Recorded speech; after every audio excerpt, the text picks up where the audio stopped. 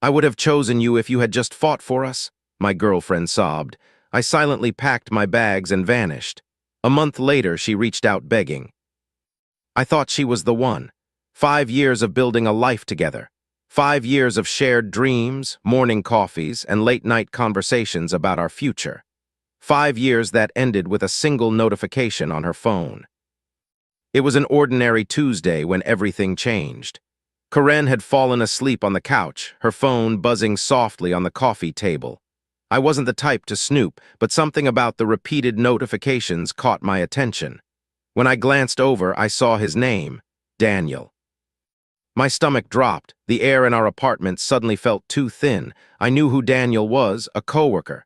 Someone she'd mentioned casually, too casually perhaps. I picked up the phone, my fingers trembling slightly. The message preview showed enough. Last night was amazing. Can't wait to see you again. My world collapsed in slow motion. The room spun. My chest tightened until I couldn't breathe.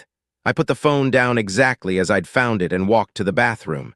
Splashed cold water on my face. Looking at my reflection, the face of a man who just discovered he was a fool. At that moment, I made a decision. I wouldn't confront her. Not yet. Instead, I would plan my exit meticulously, leaving on my terms, not hers. For 3 months, I lived a double life. On the surface, everything was normal. I smiled at the right times, said I love you when expected, discussed future plans we would never share. But inside, I was detaching, withdrawing my emotional investment piece by piece. I documented her lies about working late, saved screenshots of suspicious texts when I could, prepared financially for separation. Our lease was set to expire in April. I marked the date on my mental calendar and counted down the days. Karen noticed changes in me, small ones. "You seem distant lately," she said one night over dinner. I shrugged, just stressed about work. She seemed to accept this, never once considering that I knew. Her confidence in her deception was almost impressive. As weeks passed, I became more deliberate in my subtle signals. When she mentioned Daniel in casual conversation, I'd pause a beat too long before responding. When she lied about working late, I'd stare at her just a second longer than comfortable. I could see confusion flicker across her face, doubt creeping in around the edges of her certainty. One night she left her laptop open while showering. I casually walked by and closed an email she'd left visible, one from him. Later, she frantically searched her sent folder, her face pale. "Looking for something?" I asked innocently. Her eyes darted to mine, then away. "Just checking work stuff." I noticed her password protecting her devices after that, checking to see if I was watching when she texted. She began mentioning Daniel less, as if his name might trigger something. When I declined an invitation to her office holiday party, panic flashed across her face. "But you always come. Everyone's expecting you." Everyone, or just one person she didn't want me to see. "I think you'll have more fun without me hovering," I said, watching her calculate the implications. She began trying harder in our relationship, cooking my favorite meals, initiating intimacy more often, planning weekend trips, the desperate moves of someone who suspects they're losing their grip.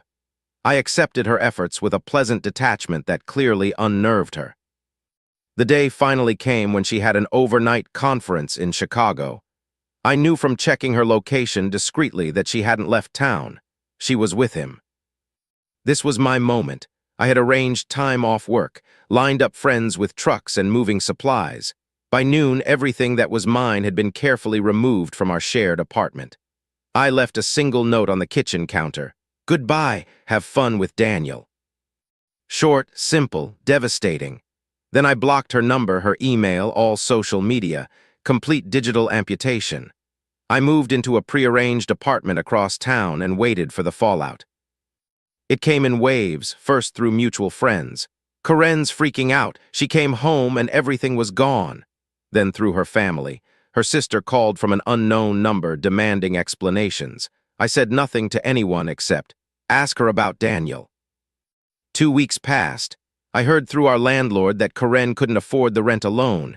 She was facing eviction. Her perfect life was unraveling, one thread at a time. A month later, she somehow got a new number to reach me. Her voice cracked as she spoke. "I have nowhere to go," she sobbed. Please, can we talk? I made a mistake. I miss you. I laughed. The sound surprised even me, cold and unfamiliar. Go live with Daniel, I said and hung up. She called back immediately. I answered, curious what desperation sounded like. How did you know? She demanded, her voice shifting from tears to anger. How long have you known about him?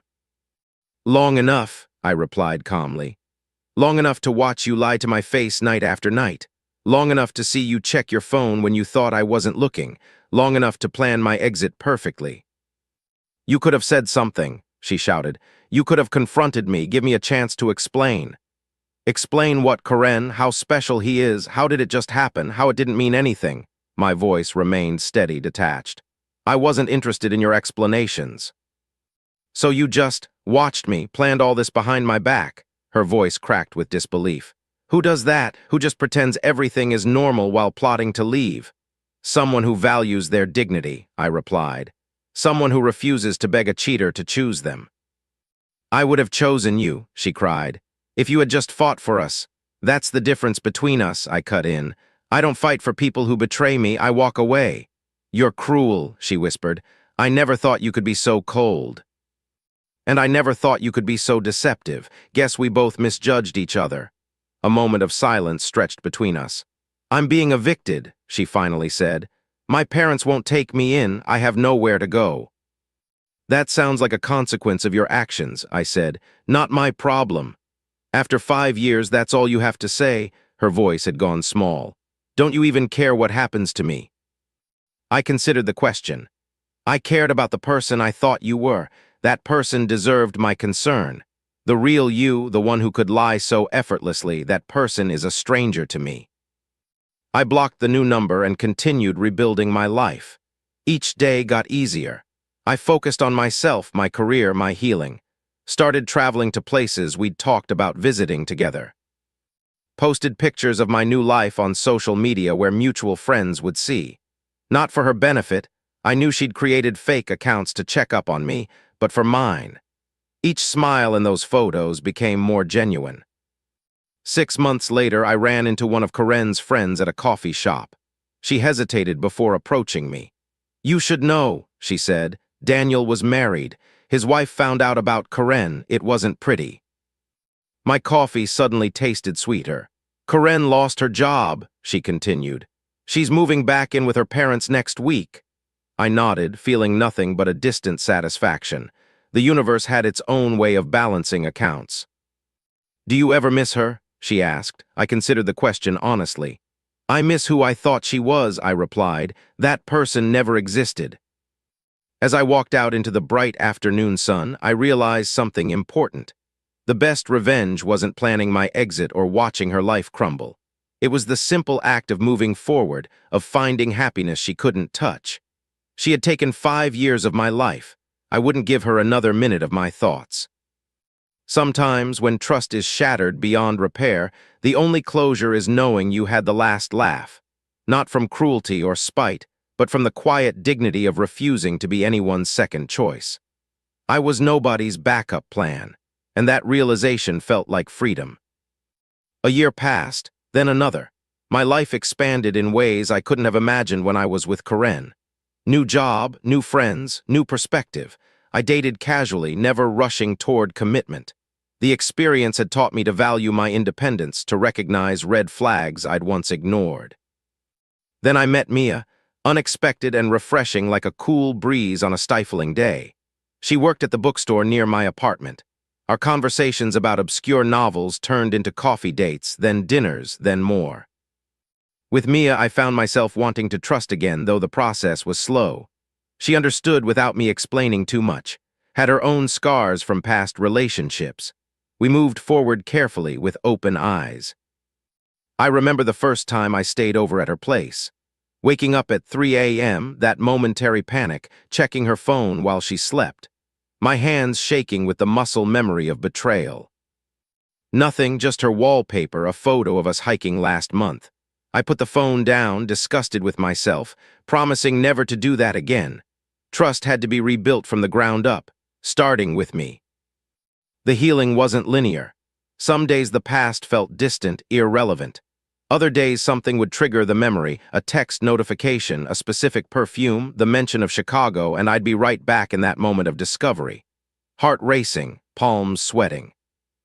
Mia noticed. "You're somewhere else right now," she'd say gently, not accusing, just observing. I learned to be honest about these moments. "Old ghosts," I'd explain, and she'd nod, giving me space to return to the present at my own pace. 3 years after I walked out of that apartment, I received a letter forwarded from my old address. Corinne's handwriting. I almost threw it away unopened. Curiosity 1. Inside was a 5-page handwritten apology.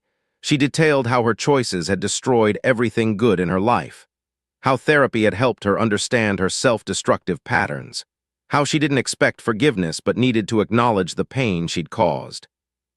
The final line read, "I hope you found happiness. You deserve better than what I gave you." I folded the letter and put it away in a drawer. Not because it meant anything romantic, that door was permanently closed, but because it represented something I hadn't expected, actual closure. That night, as Mia and I cooked dinner in our shared kitchen, I told her about the letter. "Are you okay?" she asked, her eyes concerned. I pulled her close, inhaling the scent of her shampoo. "Better than okay," I said. "I'm exactly where I'm supposed to be." In the end, that's the real last laugh, finding joy despite those who tried to take it from you. Life goes on, better than before. That's the sweetest victory of all. There's a strange feeling that comes with being cheated on. It's not just the betrayal, but the retroactive questioning of everything you thought was real. Every late night at work, every business trip, every time her phone was face down on the table, were these all moments of deception I'd missed? I found myself rewriting our history. 5 years together suddenly seemed like 5 years of potential lies. Had there been others before Daniel? Had our entire relationship been built on shifting sand? These questions haunted me during those first months alone. I'd catch myself lying awake at 2 a.m., replaying conversations for clues I might have missed, analyzing birthday cards and anniversary notes for insincerity I'd been too blind to see. It was an exhausting way to live, like being both detective and victim in my own personal crime drama. The turning point came during a hiking trip 6 months after the breakup. I'd driven 3 hours to reach a trail Corinne had always refused to try. "Too difficult," she'd said. Something about conquering it alone felt important. At the summit, sweating and breathless, I looked out over the sprawling valley below. My phone had no service. No one knew exactly where I was. I felt completely, wonderfully alone. In that moment of solitude, I realized I'd been carrying her betrayal like a stone in my pocket, reaching for it, turning it over, letting it weigh me down. I couldn't control what she'd done, but I could control whether I let it define my future. I shouted into the empty air. The echo bounced back, my voice but not my pain. That night I deleted all the screenshots I'd saved of her lies, erased the false location data I'd collected, removed the final digital tendrils of our connection. It wasn't forgiveness, not exactly, more like amputation to prevent further infection. I started therapy shortly after, not because I was broken, but because I wanted to understand the patterns that had led me here. Why I had ignored red flags, why I had chosen someone who could hurt me so deeply. "You need to forgive yourself," my therapist said during one session, "for not seeing it sooner, for loving someone who didn't deserve your trust." Those words hit harder than expected.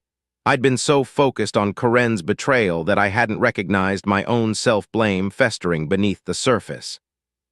Healing came in unexpected ways after that, through new friendships with people who had no connection to my past life, through rediscovering old hobbies I'd abandoned during the relationship, through the simple pleasure of making decisions without considering anyone else's preferences. When I started dating again, casual coffees that sometimes led to second dates, I approached relationships differently. I was more guarded, yes, but also more honest, about my expectations, my boundaries, my past. Most didn't make it past the second or third date, not because of chemistry issues, but because I was no longer willing to ignore incompatibilities for the sake of not being alone.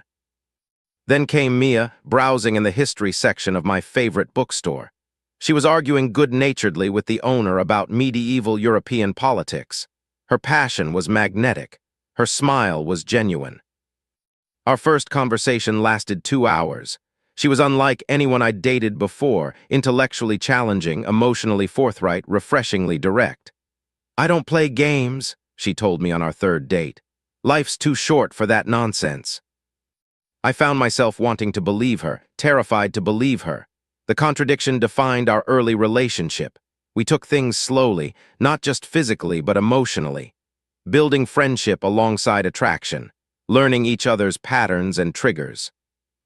I told her about Karen 6 months in, not the whole story, just enough to explain my occasional moments of irrational panic. "Thank you for telling me," she said simply. No judgment, no pity, just acceptance. Mia had her own past. A 7-year relationship ended by her partner's alcoholism and refusal to seek help. She understood the damage that broken trust could do, the vulnerability it took to try again. We moved in together after a year and a half. The decision terrified me, sharing space again, becoming interdependent, risking another devastating exit. "We can sign a short lease," Mia suggested, sensing my hesitation. 6 months, see how it goes." Her practical approach to my fears made them manageable, made me love her more. The day we got Karen's letter was ordinary in every other way.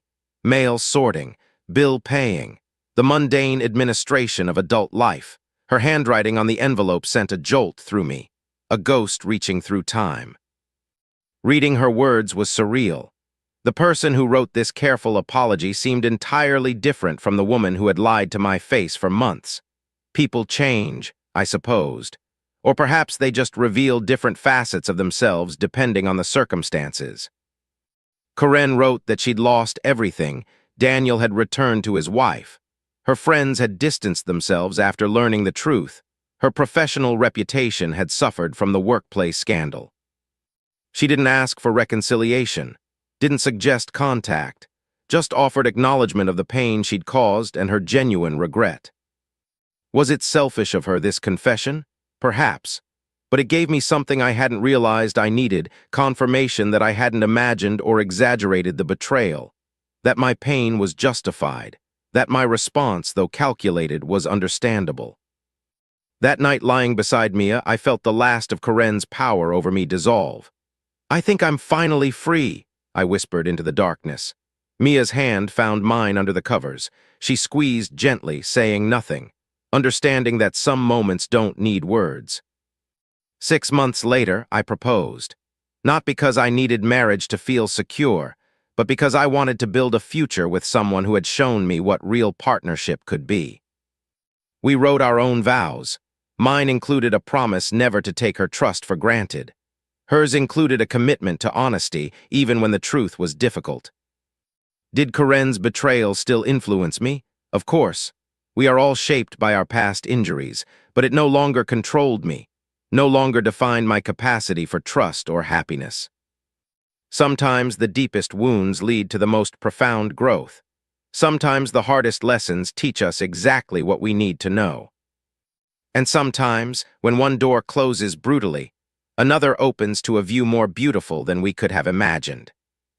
I got the last laugh not by wishing Karen ill, but by finding something real and lasting because of what she did, not despite it. To anyone who has felt the sting of betrayal, your story doesn't end there. The laughter that follows pain is sweeter for having known its opposite. The lesson I took from all of this wasn't about revenge or justice. It was simpler and more profound. Self-respect is non-negotiable. When someone shows you they don't value your trust, believe them the first time. Don't waste precious years hoping they'll become the person you thought they were.